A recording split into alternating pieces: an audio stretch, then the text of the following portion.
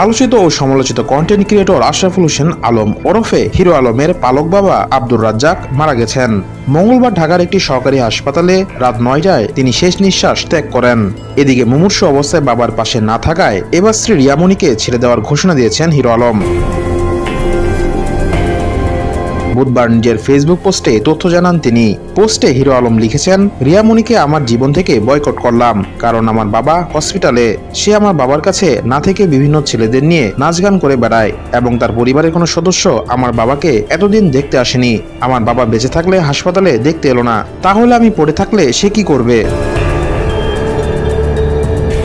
রিয়াকে বিপদ থেকে পথে ফেরানোর চেষ্টা করার কথা উল্লেখ করে হিরো আলম আরও লেখেন, রিয়ামণি ঢাকা শহরে বিভিন্ন বারের ডান্সার। সেখান থেকে আমি একটা ভালো পথে আনার চেষ্টা করেছিলাম। ছেড়ে দেওয়া গরু কোনোদিন ঘরে বন্দি করে রাখা যায় না। রিয়ামণি যে কত খারাপ খুব শিগগিরই বুঝতে পারবেন আপনারা।